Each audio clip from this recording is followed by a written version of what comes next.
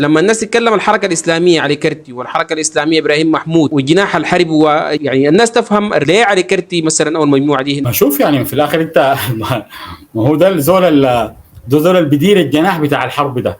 يعني علي كرتي واحمد هارون هم اللي بيديروا الجناح يعني بتاع الحرب، واحنا ما بنتكلم عشان عندنا معهم مساله شخصيه، دي ما مساله البلد دي.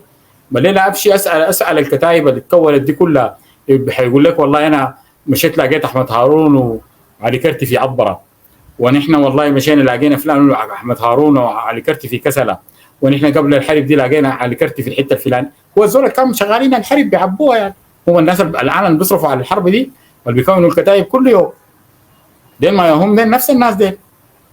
وهو ده اللي شوف البيانات اللي بتصدر باسمائهم يعني بتصدر، وشوف لما يعملوا معالغه مع احمد هارون في رويترز بيقول شنو. ما هو الشعب السوداني لازم يفهم الحاجه دي يعني، ما في زول الحاجه دي ما الكتائب دي ما قاعد يديرها الجيش.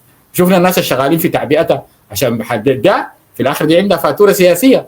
الناس اللي بيحاربوا ديل يقول لك لا والله طبعا احنا انا ناخذ بنادقنا دي اول ما الحرب دي هناخذ بنادقنا ونمشي نشوف العمل الاسناد المدني.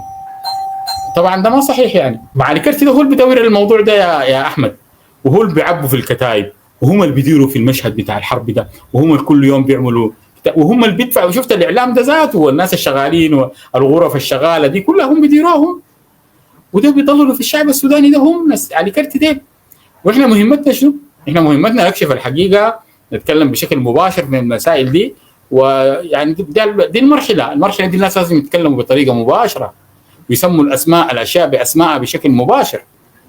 لازم، لانه ما في ثاني، ما في يعني الشعب السوداني ده خسر كل شيء وفقد كل شيء في حرب، في الاخر ما حيحصد منا اي شيء، ما حيحصد منا اي شيء تماما اكلمك يعني.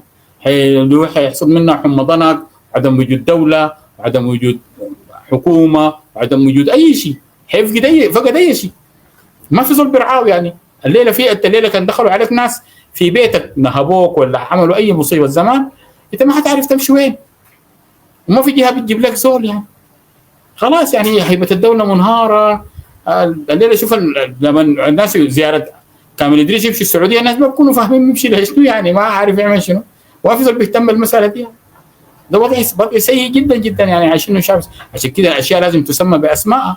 دين الناس خلف الحرب، دين الناس اللي بيجندوا في الكتائب، ودين الناس اللي بيصرفوا في القروش، دين الناس اللي بيستقطبوا الدعم.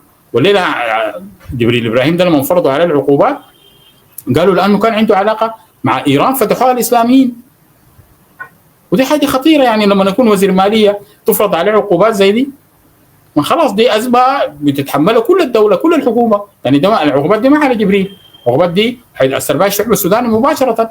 انت لا بتقدر تقعد في اجتماع بنك دولي، لا حتقدر تقعد في اجتماع مانحين، ولا حتقدر، وانت راجع بتتكلم عن اعمار وبتتكلم عن اغاثه وبتتكلم عن كده.